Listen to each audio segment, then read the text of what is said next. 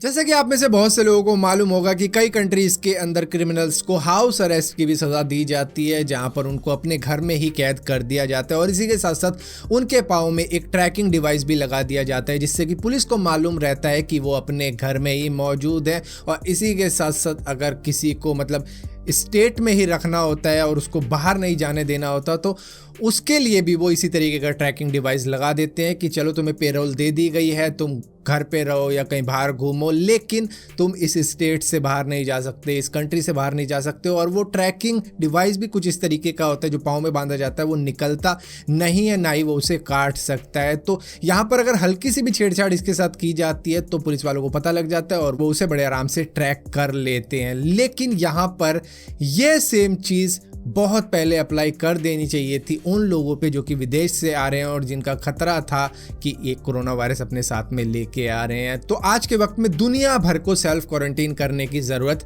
नहीं पड़ती, लेकिन अब जाके हांगकांग ने सोचा कि अब यही सेम चीज़ अप्लाई कर देनी चाहिए कि जो भी लोग अब बाहर के देश से हमारी कंट्री में आएंगे उनको ट्रैकिंग ब्रेसलेट लगा दिया जाएगा उनके हाथ पे और इसके बाद में उनको 14 दिन तक सेल्फ क्वारंटीन करने की ज़रूरत है। अगर वो ऐसा नहीं करेंगे तो ट्रैकिंग डिवाइस से पता ही लग जाएगा कि वो बाहर निकले अपने घर से, जिसकी वजह से उनको अरेस्ट कर लिया जाएगा, क्योंकि इसमें जेल की भी सज़ा दी जाएगी अगर वो इसका उल्लंघन करते हैं। तो जो चीज़ बहुत सी कंट्रीज़ को कम से कम नहीं तो 2 महीने पहले कर लेनी चाहिए थी, इंक्लूडिंग इंडिया, वो आज खैर हांगकांग ने शुरू कर दिया। आप में से जिन लोगों को गेमिंग में दिलचस्पी है उनको मालूम होगा फोर्टनाइट के अंदर एक इवेंट आया था जो ट्रेविस स्कॉट का था, जहां पर वो गाना गाते हैं उसके अंदर और क्या नज़ारा देखने को मिलता है। अब इसी तरीके का वर्चुअल कॉन्सर्ट फिनलैंड के अंदर भी होगा, क्योंकि फिनलैंड के अंदर हर साल एनुअल मे डे सेलिब्रेशन होता है उनके कैपिटल हेलेंस्की के अंदर, जहाँ पे अब तो नहीं हो सकता क्योंकि कोरोना वायरस की वजह से सारी दुनिया ही जूझ रही है। फिनलैंड की अकेले की क्या बात की जाए, तो यहाँ पर कोई भी पब्लिक गैदरिंग तो होगी नहीं, लेकिन वर्चुअल गैदरिंग ज़रूर होगी, जिसमें मदद कर रही है ज़ुआन नाम की कंपनी जो कि इसी तरीके के एनिमेशन किया करती है। अब यहाँ पर उनको ये बीड़ा दिया गया है वर्चुअल कॉन्सर्ट करवाने का, जहाँ पर वो करवाएंगे और इसी के साथ साथ उन्होंने पूरी की पूरी फिनलैंड यानी कि पूरी की पूरी कंट्री को इनवाइट किया है इस वर्चुअल गैदरिंग के अंदर, जहाँ पर लोग बढ़ चढ़कर हिस्सा ले रहे हैं। क्योंकि जिन लोगों को जाना होता है और वो हर साल इस सेलिब्रेशन में पार्टिसिपेट करते हैं और इस साल भी करना चाहते हैं, तो अब वो फिजिकली तो नहीं कर सकते लेकिन वर्चुअली ज़रूर कर सकते हैं। और इसी के साथ साथ अगर बात की जाए कोरोना वायरस से इन्फेक्टेड लोगों की, तो अब तक इससे करीबन 30 लाख से भी ज़्यादा लोग इन्फेक्टेड हो चुके हैं और जिनमें से 2,33,000 लोगों की जान जा चुकी है। और यहाँ पर इसकी वैक्सीनेशन की बात करें तो दुनिया भर में इसकी करीबन 115 वैक्सीनेशन बनाई जा चुकी हैं, जो कि अलग अलग तरीके की हैं, जिसमें से सिर्फ 8-10 ही प्रॉमिसिंग है जो कि इम्पैक्ट पहुंचा सकती है कोरोना वायरस पे। लेकिन फिर भी अगर डोजेस की बात की जाए तो जो भी सक्सेसफुल एक्सपेरिमेंट रहेगा इन वैक्सीनेशन का, उसकी कम से कम 14 बिलियन डोजेस की जरूरत पड़ेगी सारी दुनिया को कोरोना वायरस मुक्त करने के लिए। आप में से बहुत से लोगों ने टाइटैनिक तो जरूर देखी होगी, जहां पर जहाज डूब रहा होता है और 3-4 लोग वायलिन बजा रहे होते हैं वहां पे।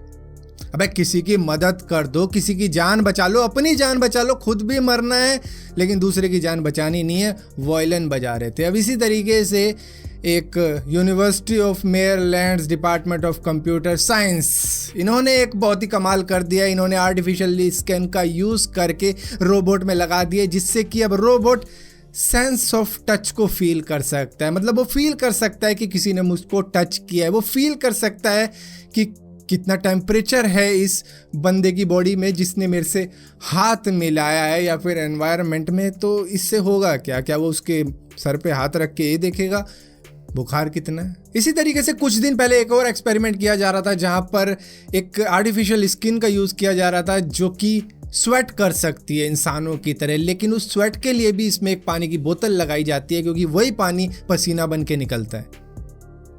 और इसी के साथ साथ दोस्तों एक चाइनीज़ कंपनी सामने आई है जो कि एक स्टार्टअप कंपनी है रॉकेट नाम की, जिन्होंने कोविड-19 ग्लासेस तैयार कर दिए हैं, जिससे कि आपको ये देखने को मिल जाएगा कि आपके सामने वाले का टेम्परेचर कितना है। मतलब आप मार्केट में जाते हो, जिस तरीके से दुबई में देख रहे थे ना, दुबई के पुलिस वालों को दे दिए हैं ऐसे हेलमेट, जिससे कि वो ये देख सकते हैं कि सामने वाले का टेम्परेचर कितना है, जो कि एयरपोर्ट पर लगाए गए हैं। और इसी के साथ साथ अब ये पब्लिक के लिए जारी कर दिए हैं चाइनीज़ स्टार्टअप कंपनी ने कि भैया 1000 से ज़्यादा इन्होंने अब तक बेच दिए हैं, जिनमें से कुछ गवर्नमेंट ऑफिशियल्स को भी दिए हैं और पब्लिक के लिए भी तैयार किए गए हैं। बताओ, पब्लिक वाले जिनका कोई काम नहीं, कुछ नहीं, एक मास्क लगाओ, ग्लव्स पहन लो, उनसे काम चल जाता है। लेकिन नहीं, अब उनको भी एक फिक्शनल मूवीज में घुसेड़ देंगे, जो कि ये इमेजिन कर रहे हैं कि ये चश्मे पहनो और घूमो रोडों पे। पृथ्वी पर करीबन 15 अगस्त 1977 के दौरान एक बहुत ही स्ट्रॉन्ग सिग्नल आया था स्पेस से, जिसको वो सिग्नल के नाम से बुलाया जाता है। लेकिन आज भी इसके रहस्य को एक्सप्लेन नहीं कर पाए साइंटिस्ट, ना ही एस्ट्रोनॉमर कि ये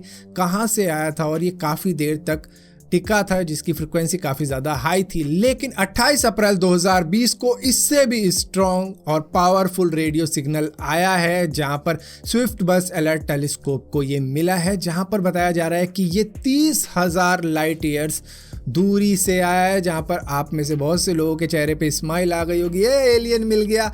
लेकिन ऐसा नहीं है। साइंटिस्ट का मानना है कि यहाँ पर शायद एक स्टार डेड हुआ है, जो कि SGR 1935+2154 है, जो कि डेड होने की वजह से स्टार क्वेक या फिर मैग्नेटर फ्लेयर पैदा कर गया है, जिसकी वजह से हुआ ये है कि मैसिव ग्रेविटेशनल फोर्स शिफ्ट हुई है और इसी वजह से ये फ्रीक्वेंसी हमको अपने टेलीस्कोप पे देखने को मिली है। तो यहाँ पर कुछ लोगों का मानना अभी भी एलियन हो सकता है। दुनिया भर के एयरपोर्ट्स पे आपको स्निफिंग डॉग्स मिल जाएंगे, जिनका काम ड्रग्स वगैरह डिटेक्ट करना होता है, बॉम्ब डिटेक्ट करना होता है। लेकिन यहीं पे एयरबस एयरपोर्ट अब बहुत ही जल्द डिप्लॉय करने वाला है बॉम्ब स्निफिंग सेंसर्स, जो कि एक सिलिकॉन वैली स्टार्टअप कंपनी कोनिकू ने तैयार किए हैं, जो कि जेलीफिश शेप का एक सेंसर है, जिसमें टेक्नोलॉजी का कुछ इस तरीके का यूज किया गया है कि इसमें लिविंग बायोलॉजिकल सेल मौजूद हैं, जिससे कि ये सेंस कर सकता है, सूंघ सकता है किसी तरीके से कि कहां पर बॉम्ब मौजूद है, जिसको ये बहुत ही जल्द डिप्लॉय करने वाले हैं एयरबस एयरपोर्ट पे। सो फिलहाल के लिए दोस्तों इस वीडियो के अंदर इतनी अपडेट्स थी। अगर वीडियो आपको पसंद आती है तो इस वीडियो को लाइक जरूर करना, शेयर जरूर करना। और जैसे कि आपको मालूम होगा,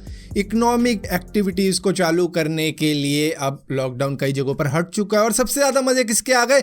दारूबाजों के। भाई ठेके क्या खुल गए। इस तरीके की भीड़ देखने को मिल रही है जैसे कि पैसे बट रहे हों, या फिर मैं नाम नहीं लेना चाहूंगा कई जगहों का, लेकिन क्या भीड़ है बे। मतलब ठेका खुलने का ही इंतजार कर रहे थे ये कि बैंड बाजा लेके वहां पर पहुंच गए।